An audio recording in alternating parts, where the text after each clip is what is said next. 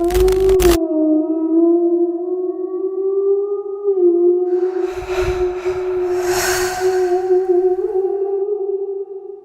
नाम अर्पित है।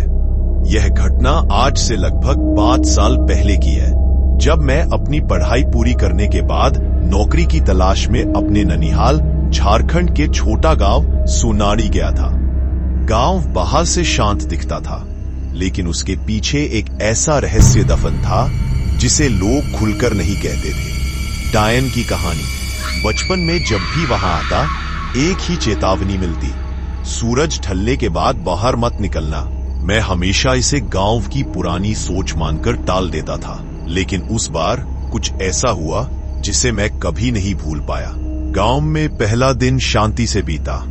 शाम को जब मैं खेतों की ओर घूमने निकला तो गांव की बुजुर्ग गोमती दादी मुझे देखकर बोली, बबुआ, अब घर चलो, रात होने को है। अभी तो थोड़ी ही रात हुई है दादी, चांदनी भी है, मौसम भी कितना सुहाना है। यही चांदनी तो उसकी पसंदीदा है, मत रहो बाहर।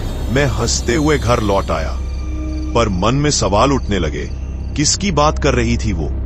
उस रात करीब 2 बजे अचानक दरवाजे पर खटखट की आवाज हुई। मैं चौंक कर उठा। बाहर देखा तो कोई नहीं था, लेकिन मिट्टी में किसी औरत के नंगे उल्टे पैरों के निशान थे। मेरे रोंगटे खड़े हो गए। मैंने झटपट दरवाजा बंद कर लिया। सुबह मैंने माँ से पूछा तो वह चुप हो गई। तभी गोमती दादी बोली, अब समय आ गया है तुझे सब बताने का। उन्होंने कहानी सुनाई। कई साल पहले इस गांव में एक औरत थी, सावित्री। बहुत खूबसूरत, लेकिन उस पर शक था कि वह तंत्र मंत्र जानती है। गांव के ठाकुर से उसका प्रेम था, लेकिन ठाकुर ने उसे धोखा दिया और गांव वालों ने उसे चरित्रहीन कहकर निकाल दिया। अपमानित सावित्री ने गांव के बाहर पीपल के पेड़ के नीचे जहर खाकर अपनी जान दे दी। मरते वक्त उसने शपथ ली, यह गांव चैन से नहीं जी पाएगा। तब से हर पूर्णिमा की रात कोई ना कोई युवक गायब होने लगा। लोग कहते उसकी आत्मा डायन बनकर घूमती है। यह सब अंधविश्वास है। अब 21वीं सदी है दादी। पर अगली ही रात जब मैं नहाने के लिए बाहर के कुएं पर गया, मुझे एक औरत दिखी। सफेद साड़ी, लंबे बाल, खूबसूरत चेहरा, लेकिन आंखें लाल, खून जैसी। इतनी रात में अकेले? कौन हो तुम? मुझे लोग सावित्री कहते हैं। मैं कांप गया। मुझे समझ आ गया ये वही है। मैं दौड़कर घर की ओर भागा, पर दरवाजा अपने आप भीतर से बंद हो गया। कोई खोल नहीं रहा था। पीछे मुड़कर देखा, वो औरत हवा में तैर रही थी। उसके पैर उल्टे थे। तू खुद मेरे पास आया है, अब कहां जाएगा? मेरा शरीर जैसे सुन्न हो गया था। तभी गोमती दादी हाथ में त्रिशूल लिए दौड़ी। चली जा पापी आत्मा, ये शरीर तेरा नहीं है। सावित्री चीखी। एक कान फाड़ देने वाली आवाज और धुएं में बदलकर गायब हो गई। मैं बेहोश हो गया।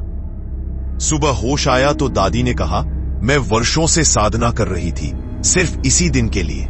मैंने तय किया, अब डर कर नहीं रहूंगा। मैं गया उस पीपल के पेड़ के पास जहां सावित्री की आत्मा वास करती थी।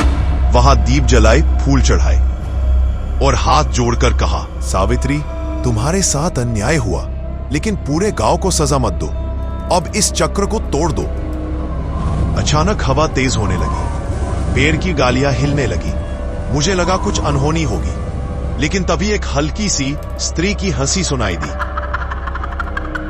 सावित्री फिर दिखी, पर इस बार उसकी आंखों में न गुस्सा था न लालिमा, बल्कि शांति थी। शुक्रिया। और वह आसमान की ओर उड़कर गायब हो गई।